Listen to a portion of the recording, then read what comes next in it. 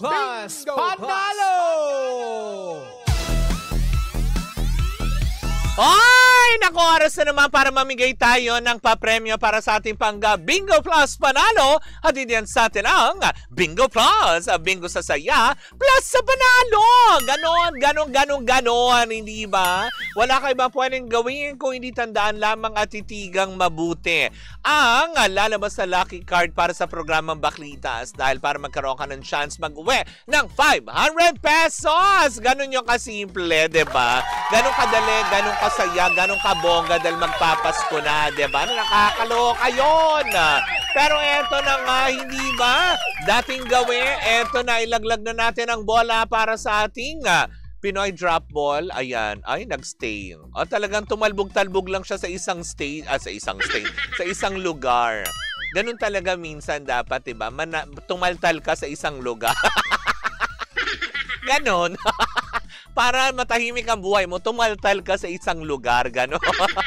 Parang ang lucky card para sa programang Baklitas ngayon ay 10 of Spades. Wala kayo ba pwedeng gawin kundi tandaan lamang yan. Uulitin ko, ang lucky card para sa programang Baklitas ay 10 of Spades. Diba? Na kung saan nga naman mamayang gabi antayin mo lang ako at Kuya Chico kung saan at kailan ka pwedeng tumawag dahil pa nagpaikot siya ng ruleta at matapat sa programang Baklitas, kailangan mong masambit. O, diba? Ang lucky card na 10 of Spades para makuha mo ang 500 pesos na premyo on air plus kung ikaw ang saswerteng mapili sa ating online additional 500 pesos for a total of 1,000 pesos. Ganun kasimple, ganun kadali, ganun kabongga dahil Pasko nga naman. Gusto namin happy ka. Ganon, diba? Para everybody happy, diba? Malaking bagay, malaking tulong na rin yung 1,000 pesos. O, diba? Ganun na yon. Anyways, ako mga pangga, ang ating pangga Bingo Plus Panalo ay hatid pa rin sa atin ang Bingo Plus, Bingo sa Saya, Plus sa Panalo! Bye, Bing Bing! Cheers, Miss Gabaglita! With Tita Cora and Kapitana Sisa. We are number 106.7 Energy FM. Ang panggawag mong sabihin radyo, sabihin mo energy. Siyempre sa mga kabubukas pa lamang na kanilang mga radyo, ako po si Kapitana Sisa. Sa ngalan pa rin ng aking partner na si Tita Cora na on vacation. Diba? Next Wednesday kasama na natin siya, hindi ba? Yan. Eto pa rin ang Baklitas. Hello po sa inyong lahat dyan. Kamusta naman ang inyong mga araw? Diba? Nakapagsaing na ba yung mga nasa bahay? Diba? Yung mga kagigising lamang dyan. Diba? Yung mga nagtatanong, mano ulam? Diba? Yung mga ganon. Sana all. Diba? Yung nagtatanong, pagising mo, nagtatanong ka lang, anong ulam, ma? Diba? Pero syempre, saludo pa rin ako doon sa mga, alam mo yun, independent ngayon na ating mga pangga, diba? Na, alam mo yun, bumabangon para, alam mo yun, itaguyod ang kanilang pang-araw-araw na kabuhayan at syempre para din, 'di ba, sa benefit ng kanilang mga family, 'di ba? Yung mga nag-iisa dito sa Maynila, 'di ba, yung mga independent na ito. Saludo ako sa inyo, hindi ba? Yung mga nagsasaing para sa kanilang mga sarili, nagluluto ng ulam para sa kanilang mga sarili, 'di ba? Ganoon naman talaga dapat. Kung gusto mong umasenso, magsipag. Ganon. Hindi yung tipong maya-maya, manong ulam, gano'n. But anyways, ako mga panggaya, ito na ang ating Baklitas for today. Naku, ito na nga. Mahigpit na nga. Kumbaga, hindi naman mahigpit. Kung hindi talaga nga naman maugong ang usap-usapan ngayon dahil bukas na po. Di umano. Wow. Bukas. Hindi bukas. Bukas. Meaning tomorrow. Nakakaloka. Ang napipintong pagpirma daw nitong si Johnny Manahan sa Media Quest para, alam mo yun, mag-join sa kanilang team. Oo, kasi nga naman, di ba, nagbabay na siya sa GMA Network. Pero bukas daw ang napipintong pagpirma di umano ni Johnny Manahan ng kontrata under Media Quest. Kung saan nga naman, di ba, alam naman natin na meron na talaga siyang isang proyekto with under TV5. Ito yung Vibe. Di ba, yung parang countdown show yata ito. Na kung saan nga, di ba si Elijah Canlas ang ano dito? ang host. Tama ba ako? 'Di ba? Na nakakaloka. Pero yun na nga, 'di ba? Isa din sa pumukaw ng ating atensyon.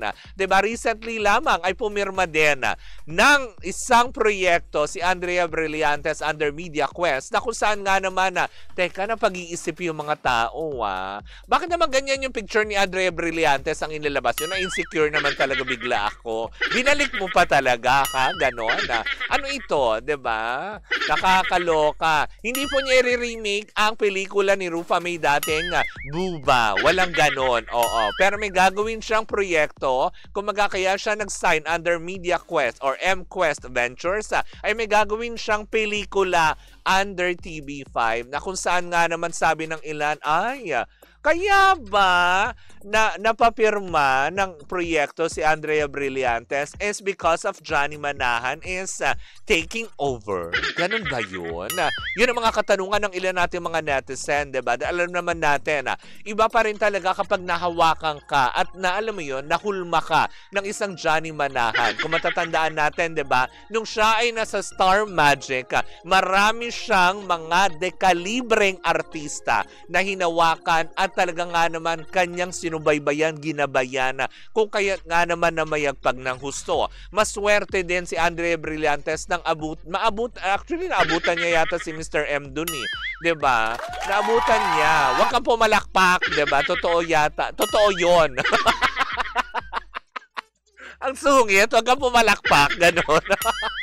Diba? Isa siya sa mga masaswerteng, alam mo yon nakilala yata si Mr. M na kung saan nga naman, sa tingin naman ng iba, hindi naman sigurong masama kung sakali din naman na sumunod ito si Andrea dahil nandun, papunta nga doon si Mr. M. Or baka kasi it was a wise decision for her new management under Shirley Kwan na kung saan nga naman siya din si Miss Shirley Kwan din na nangangalaga, 'di ba, ng kumbaga ng what do you call this? Wow, English, grabe, what do you call this? Ng career ni Miss Bea Alonzo under GMA7. Kung kaya't naman, sa tingin naman natin, it was a nice move, 'di ba, to grow. Kasi nga naman si Andrea ngayon, 'di ba, kumbaga parang siya naman aminado naman siya nung nasa Batang Quiapo siya, 'di ba? Kaya niya tinanggap yung role doon na medyo matured role, hindi ba? Kasi gusto niya umalis sa kanyang comfort zone. Gusto niya matry at gusto din naman nung bata na masubukan kung hanggang saan ang kanyang skills, lalo pat pagdating sa pag-arte. 'Di ba? Hindi naman siya pwedeng laging mabuhay na lang sa pagiging sweetheart role.